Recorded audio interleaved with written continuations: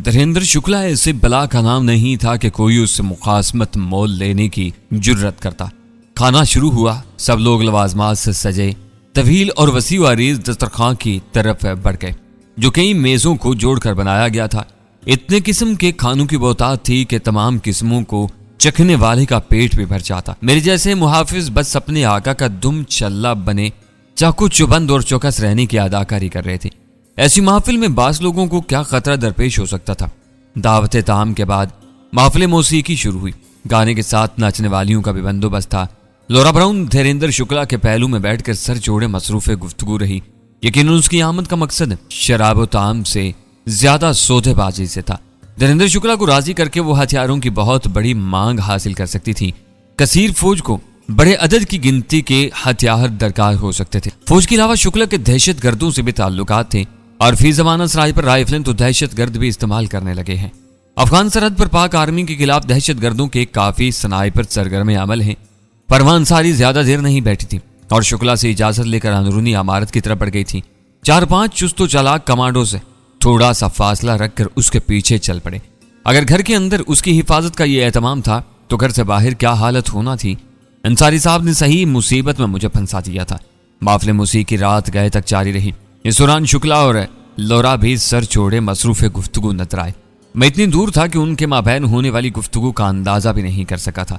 और फिर चाहे तो उनके दरमियान कुछ तय हो गया था कि शुक्ला ने लौरा से अलविदाई मुसाफा किया और अंदरूनी इमारत की तरफ चल पड़ा। मुहाफिजों ने उसे दाएं बाएं अकब और सामने से घेर लिया था।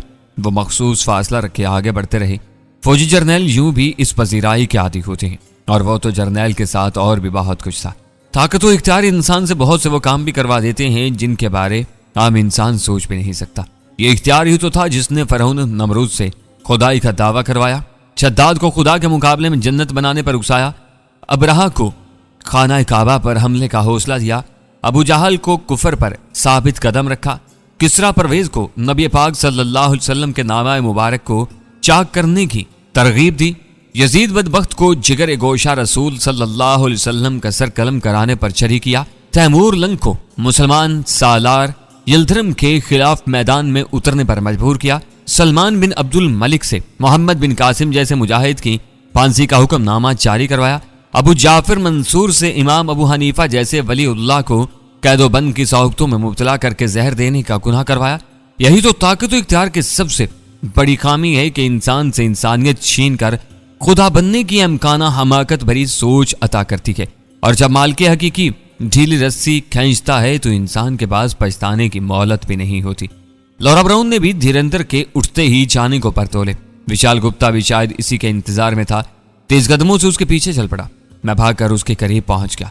वॉक थ्रू गेट पर खड़े एक मुहाफिज ने उसे कोई पैगाम दिया। मैं शुक्ला से मिलकर आता हूँ। मुझे वहीं रुकने का इशारा करके उसने हसरत भरी निगाह लौरा ब्राउन की शिफाफ कमर पर डाली और अंदरूनी इमारत की तरफ बढ़ गया। मेरा दिल चाहा पिस्तौल उठाकर उसके पीछे चलतूं, लेकिन शुक्ला के मुहाफिजों की कड़ी नजरें मुझ पर कड़ी थी। यकीनन वो मुझे अंदरूनी इमारत की जानिब जाने की इजाजत न देते। विशाल गुप्ता ने ज्यादा देर नहीं लगाई थी। 15-20 मिनट बाद वो बिल्कुल बाहर निकला। थोड़ी देर बाद हम कार में बैठकर ठिकाने की तरफ रवाना हो गए थे। वो सारे रास्ते खामोश रहा, मगर जैसे ही उसे उतारने को कार रोकी, संजीदा लहजे में बोला, कार पार करके मेरे कमरे में आ जाओ। जी बास क्या घर मैंने कार आगे बढ़ा दी। वो तीनों जीप पार करके मेरे मुंतजिर खड़े थे। एक झड़प में हमारे फासले सिमट गए थे। कार रोक के मैं उनके पास पहुंचा। आप लोग चलो, मुझे बास ने बुलाया है। वो सारी लादू अपने कमरों को बढ़ गए। मैं विशाल गुप्ता की रहायशगाह की तरफ बढ़ गया। वो ड्राइंग रूम में नजर न आया। उससे मुतसिल 2 ख्वाबगाहें थीं, एक विशाल के इस्तेमाल में जबकि दूसरी खाली पड़ी रहती थी। यकीनन वो किसी खुसूसी मेहमान के लिए बनाई गई थी। वो अपनी ख्वाबगाह में था। दस्तक के जवाब में उसकी आजाओ सुनाई दी। बैठो। मेरे अंदर दाखिल होते ही उसने दावत दी। मैंने खामोशी से निश्चित संभाल ली। वो किसी गहरी सोच में खोया गिलास से घूंट घूंट करके जहर मेहदे में उतार रहा था। मैं खामोशी से उसके बोलने का मुंतजिर था। एक अहम काम को मुझे ऐसे बंदे की जरूरत है जो राजदारी बरत न जानता हो।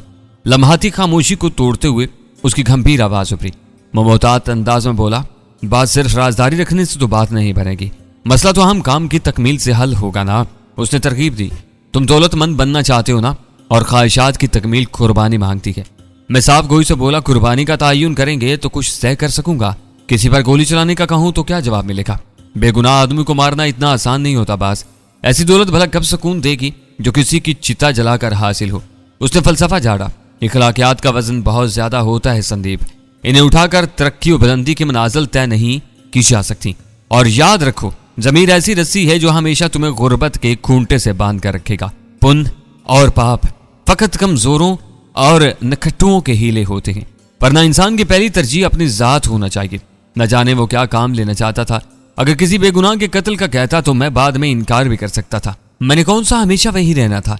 अलबत्ता जब तक था उसकी हाँ में हाँ मिलाने ही में बेहतरी थी। यह भी मुमकिन था इसका हदफ मेरा भी दुश्मन होता। मैंने 2-3 लम्हे सोचने की अदाकारी की और फिर काम का पूछने के बजाय इनाम के बारे जानने की जुस्तजू की। जो पूछना मेरे किरदार से ज्यादा मैल खाता था। कितनी दौलत मिलेगी? शाबाश, ये हुई ना अकलमंदों वाली बात। खुशी से त्यागते हुए उसने दाएं हाथ की 5 उंगलियां उठा दी। 5 लाख किसे कत्ल करना है और क्या गोली चलाने के बाद मेरे बचने की उम्मीद होगी? मैंने एक साथ 2 सवाल पूछे। 1.5 किलोमीटर के फासले से गोली चलाने वाले को क्या खतरा हो सकता है? उसने हदफ का नाम जाहिर नहीं किया था। मैं चौंक गया था। अपने शक को हैरानी में ढालते हुए पूछा, इतने लंबे फासले से मैं गोली कैसे चलाऊंगा?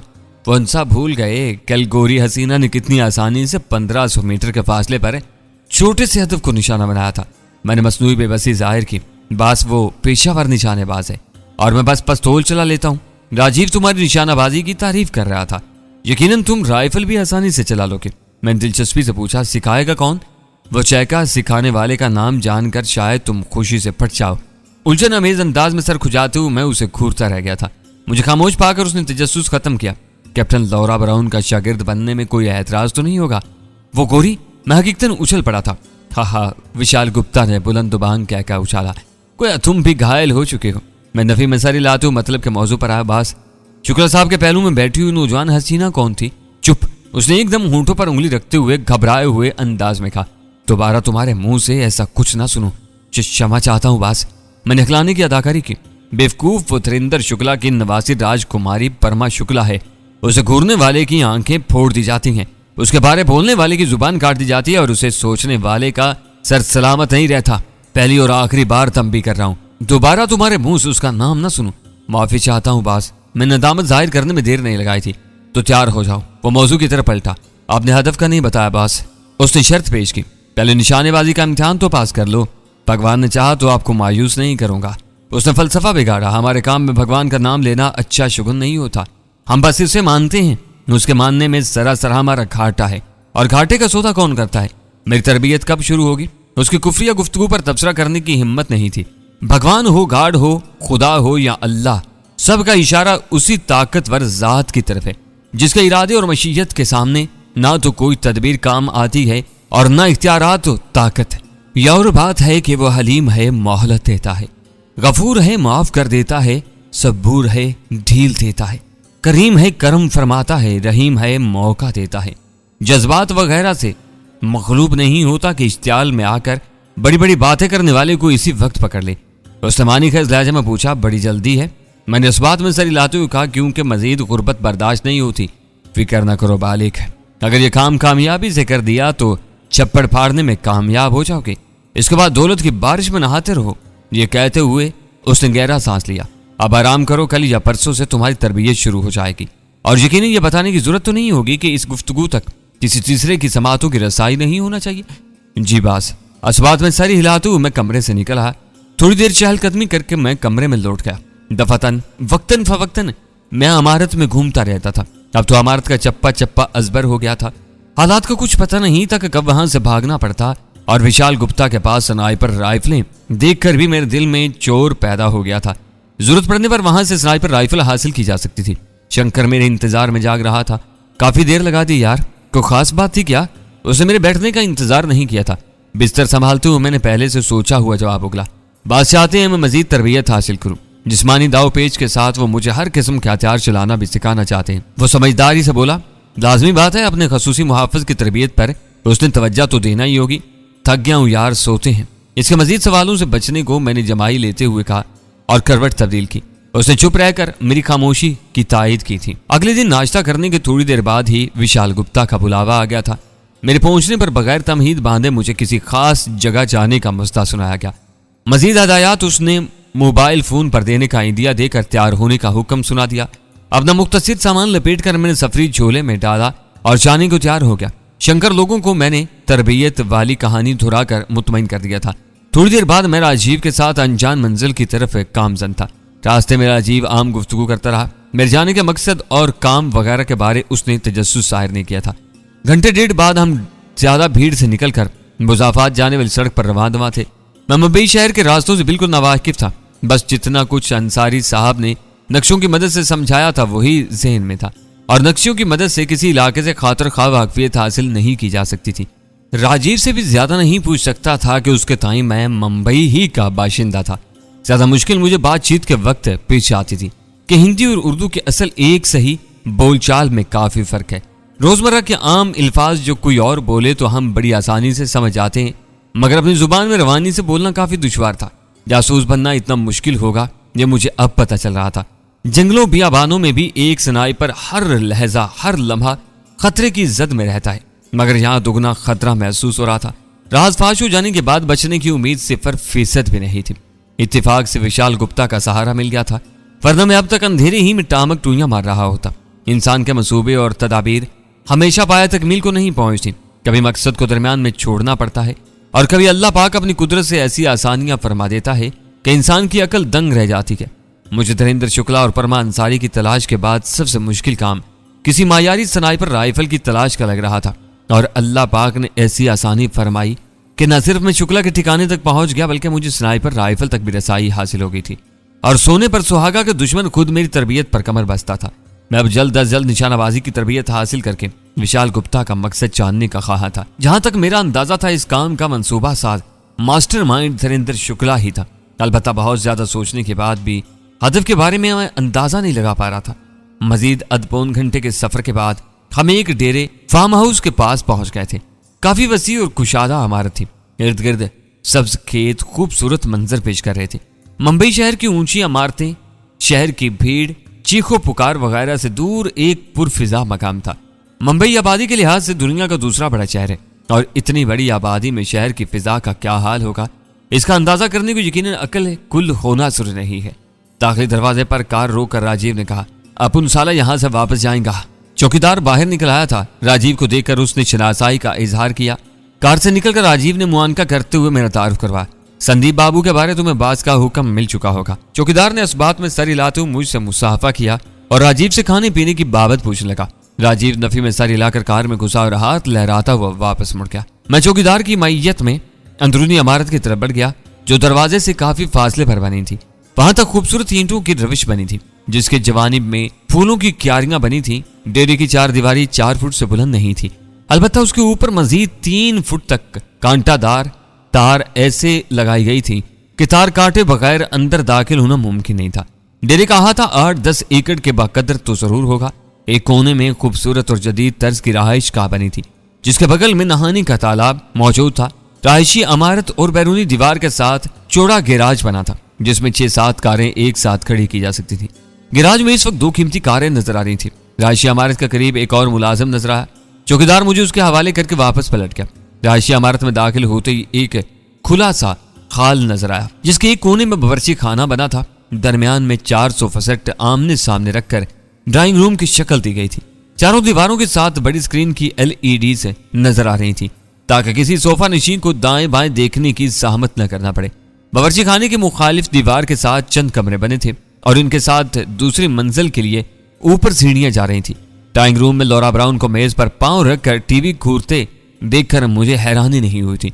मुझ पर सरसरी नजर डालकर वो टीवी स्क्रीन की तरफ मुतवज्जा रही। उसके अंदाजो अतवार में हुक्मरान कौम से होने का फख्र गरूर शिद्दत से उभर रहा था।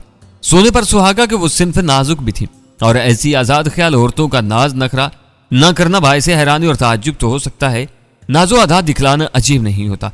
हर खूबसूरत बेहिजाब औरत चाहे जाने की मुतमनी होती है, बल्कि इसे पदाइशी हक समझती है। और खैर से मर्द हजरात भी ऐसे कदरशनास नहीं होते कि मायूस करें। यह अलहदा बात के सिन्फ नाजिक ही घास डालने पर राजी नहीं होती। मैंने अज़ खुद तारुफ की कोशिश ना की कि मुझे उसकी जरूरत थी ना हाजत। अधेड़ उम्र मुलाजिम से अपने कमरे के बारे रहनुमाई लेकर मैं सीढ़ियां चढ़ने लगा। दूसरी मंजिल पर एक खूबसूरत ख्वाबगाह मेरी मुंतजिर थी, जिसकी खिड़की से डेरे से बाहर का इलाका भी दूर दूर तक नजर आता था। जूते उतार कर मैं बिस्तर पर लंबा पड़ गया। जब तक विशाल गुप्ता की तरफ से कोई हदायत न मिलती, मुझे अज़ खुद अक्लमंद बनने की जरूरत न थी। मैं उलझन अमेज हालात को सोचने लगा। न जाने विशाल गुप्ता किसका कत्ल कराना चाहता था और उसकी नजरें इंतखाब मुझ पर क्यों पड़ी थी। लौरा ब्राउन कैसे मुझे तरबियत देने पर आमादा हुई थी। एक दूर रस सोच ये भी जहन में जागी कि शायद इस अरवन राइफल राइफलों की खरीदारी को धीरेन्द्र शुक्ला ने ऐसी कोई शर्त लगाई हो। बिलाशुबा हिंदू बनिया मौका से फायदा उठाने का माहिर है। इसी वजह से लौरा ब्राउन के चेहरे पर भी मुझे देखकर जोश या वारफ्तगी नहीं उभरी थी। अगर इसका अपना काम होता तो वो जरूर मुझे खुश आमदीद कहती और एक लम्हा भी ज़ाया न करती। मजीद गौर करने पर मुझे अपनी सोच हकीकत के करीब ही लगी थी। अलबत्ता अपने चुनाव के बारे में मुझे कोई काबिले हल सोच नहीं सूझी थी, क्योंकि विशाल गुप्ता मेरी असलियत से तो वाकिफ नहीं था। यूं ही मेरे बतौर संदीप चोपड़ा होने के मेरे माजी से भी वाकिफ नहीं था कि मेरी वफादारी वगैरह से मुतासर होकर उसने मेरा चुनाव किया हो। सिर्फ पिस्तौल का फायर अच्छा होने से कोई स्नाइपर नहीं बन जाया करता। बहुत ज्यादा सर खपाने के बावजूद मैं विशाल गुप्ता के फैसले की तोजह नहीं कर सका था। कभी कभी इंसान बगैर जाने और परखे किसी पर अंधा एतमाद करने लगता है, जो मेरे ख्याल में विशाल गुप्ता भी मुझ पर करने लगा था। उसके अलावा मेरे इंतखाब की कोई वजह नहीं हो सकती थी। मुंबई जैसे शहर में किराए का कातिल ढूंढना दरिया के किनारे बैठकर पानी की बाल्टी भरने की फिक्र करने जैसा था। फिर मुझे ख्याल आया सिर्फ कातिल नहीं ढूंढना था, इन्हें एक स्नाइपर चाहिए था। वो फिर किराए के कातिल काबिले भरोसा नहीं होते। जबकि मुझ पर विशाल को एतमाद था और मेरी तरबियत को लौरा ब्राउन मुयस्सर थी, तो उन्होंने मौका से फायदा उठाना मुनासिब समझा। अगर मैं अच्छा साबित होता तो आइंदा भी उनके काम आ सकता था। फी ज़माना कलीदी कत्ल टारगेट किलिंग का चलन है और मखसूस अफराद को निशाना बनाने को सबसे बेहतरीन जरिया स्नाइपिंग ही है। शाम तक मैं इन्हीं ख्यालों में उलझा रहा। दिन का खाना मैंने कमरे में ही मंगवा कर खा लिया था। मेरा इरादा तो शाम को भी कमरे से निकलने का नहीं था और मुलाजिम को खाना कमरे में लाने का कह दिया था, मगर अंधेरा छाने के थोड़ी देर बाद बुलावा आ गया था। विशाल गुप्ता को वहां पाकर मुझे हैरत नहीं हुई थी, अलबत्ता उसके ना आने पर कुरेद जरूर होती। लौरा ब्राउन के आगे पीछे फिरने वाले का वहां ना आना हैरान क्यों नहीं होता कि विशाल की हैसियत मेजबान की थी। तुमने कैप्टन को अपना तारुफ नहीं करवाया। मुझे देखते ही विशाल मुतबस्सम हुआ। आपका मुंतजिर था। इसके इशारे पर नशीद संभालते हुए मैंने मोदमाना लहजे में कहा। उसने खफकी जाहिर की। तुम्हें सब कुछ बता तो दिया था। बास में अंग्रेजी समझने की हद तक ही जानता हूँ, बोलने में दुश्वारी महसूस करता हूँ और मादाम को हिंदी नहीं आती है तो आपके बगैर कैसे काम चलता। हम हिंदी में बात कर रहे थे।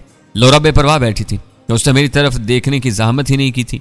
मुलाजम खाना लगा रहे थे। लौरा खीरे की काश उठाकर खाने लगी। उसके अंदाज में हल्की सी बेजारी थी, जो जाहिर कर रही थी कि मुझे तरबियत देने पर मजबूरन ही राजी हुई थी। विशाल गुप्ता लौरा की तरफ मुतवज्जा हुआ और मेरा तारुफ करवाने लगा। संदीप मेरा खास मुहाफिज है। इसका पिस्तौल का फायर बहुत अच्छा है। उम्मीद है स्नाइपर राइफल को बहुत जल्द समझ जाएगा। इसे अंग्रेजी आती है। वह विशाल ही को मुखातिब हुई थी। विशाल ने उसे तसल्ली दे, बेफिक्र रहो मादाम, पढ़ा लिखा जवान है। भगवान की कृपा से हमारा नौजवान हिंदी से ज्यादा अंग्रेजी समझता है। वो बेजारी से बोली, मैं एक हफ्ते से ज्यादा वक्त नहीं दे पाऊंगी। काम मुकम्मल करने की जिम्मेदारी तुम्हारे अपने आदमी की होगी। इसकी नालायकी को मेरे हिसाब में न डाला जाए। मेरा काम एक बासलाहियत जवान मुहैया करना था। बाकी आपके और शुक्ला साहब के माबैन जो मुआहिदा हुआ है इससे मैं लाइल्म हूँ। दौरा तंजिया लहजे में बोले। मिस्टर शुक्ला मौका का फायदा उठाने का माहिर है। विशाल फी के अंदाज में बोला। इस बारे कोई तबसरा नहीं कर सकता, अलबत्ता WAS कंपनी के बड़े शुक्ला साहब के हम ख्याल हैं। लौरा ने इंकिशाफ किया। मैं खुद वाज कंपनी के डायरेक्टर बोर्ड का हिस्सा हूँ, बल्कि 50% हिस्से की मालिक हूँ। फोन पर शुक्ला साहब ने किसी परेशानी का जिक्र नहीं किया था। यहाँ शूटिंग क्लब की इंतजामिया के मजबूर करने पर जब मैंने हमाकत का इर्तिकाब करते हुए स्नाइपिंग का मुजाहरा किया तो इसे अपनी राह की रुकावट दूर करने की सोची, मगर एक मुआहदे के हसूल को मैं कातिल तो नहीं बन सकती थी। विशाल मुसमुसे लहजे में बोला। शुक्ला साहब के किसी फेल की सजा मुझे तो ना दे। लौरा खिलखिलाकर हंसी। तुम्हें तो कुछ नहीं कहा। विशाल मानी कर लहजे में बोला। यही तो दुख है कि आप हमें तवज्जा के काबिल ही नहीं समझते। लौरा बेबाकी से बोली, लगता है तुम मिस्टर शुक्ला से भी बड़ा मुतालबा पूरा कराने की फिक्र में हो। विशाल ने लिजाजत से कहा, गरीब मुतालबा नहीं दरख्वास्त किया करते। वो बेबाकी से बोली, पहले से काफी उमरा के मुतालबे और 20 गरीबों की दरख्वास्तें मौसूल हो चुकी हैं, जिनमें सरफहरिस्त मिस्टर शुक्ला है। बाकियों की तरह तुम भी माजरत कबूल कर लो। शुरू करें। विशाल गुप्ता ने दावत की आड़ में कफत छुपाई। लौरा इत्मीनान से लवाजमात से भरी मेज की तरफ मुतवज्जा होगी। आजाद ख्याल और बहरा रू मुआशरे से ताल्लुक रखने का मतलब हरगिज नहीं था। वो फाहिशा थी और जिसकी मर्जी होती हाथ बढ़ाकर दबोच लेता।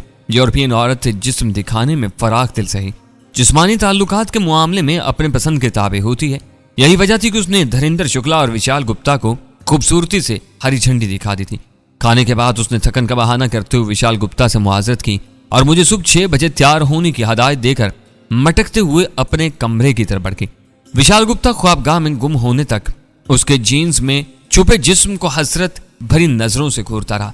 दरवाजे के बंद होने की खटक सुनकर वो मेरी तरफ मुतवज्जा हुआ और फीकी मुस्कुराहट से बोला, तुम्हारे पल्ले कुछ पड़ा? मैं मासूमियत से बोला, कुछ ज्यादा नहीं, बस इतना कि मादाम ने शुक्ला साहब को भी घास नहीं डाली। मजाहिया अंदाज में कहते हुए उसने मुंह बनाया, और मुझे तो खेत में खुला चरने की छूट दे दी है ना। छोड़े बास, इससे कई गुना खूबसूरत लड़कियां अपने देश में धक्के खाती फिर रही हैं। तुम्हें बेवकूफ कहने के अलावा क्या तबसरा कर सकता हूँ? पागल दिल आने की वजह खूबसूरती नहीं, पसंदीदगी होती है। मैंने मजाहिया अंदाज में तरगीब दी, आसान हल यही है बास कि आप खुद निशानाबाजी सीखना शुरू कर दें। कम से कम हफ्ते भर का कुर्ब तो मिल ही जाएगा। क्या फायदा राल टपकाने का, खामखा अपना खून ही जलाता रहूंगा। मायूसी जाहिर करते हुए उठ गया। तुम पूरी कोशिश और मेहनत से सीखो, ये फन तुम्हें आइंदा भी काम आएगा। हमेशा अपना मकसद मुकद्दम रखने वाले फायदे में रहते हैं। शेर अगर हिरन की फिक्र करने लगे तो भूखा मरेगा। बिल्ली चूहों पर तरस खाकर अपने साथ जुल्म के मुर्तकिब होगी। छिपकली कीड़े पतंगे खाना छोड़ दे तो जान से जाएगी। याद रखना, खुदगर्जी कानून फितरत है। सबसे पहले इंसान का अपना वजूद है, इसके बाद किसी दूसरे के बारे सोचा जा सकता है। अखलाकियात के अलम बरदार, पुण्य कमाने वाले धर्म के ठेकेदार, इंसानियत की माला जपने वाले सभी बातों के हद तक मुखलिस होते हैं। कभी अपने मुंह का नवाला भूखे पेट में नहीं डालते। मेरी नसीहत पल्लू से बांध लो, सफलता कोशिश करने वालों को हासिल होती है। उसे वापस जाना था, मैं साथ चल पड़ा। कार तक जाते हुए नसीहतें जारी नहीं, उसे रुखसत करके मैं कमरे में आ गया। दिन को आराम करने की वजह से रात गए तक करवटें बदलता रहा। आगे की सूरत-ए-हाल वाज़ेह नहीं थी जब तक विशाल गुप्ता मुझे हदफ के बारे मुतल्ला न कर देता। कुछ तय करना मुश्किल था। गोया सोचने को कोई खास मौजू नहीं था और मुझे दिलपसंद मशगले की छूट थी।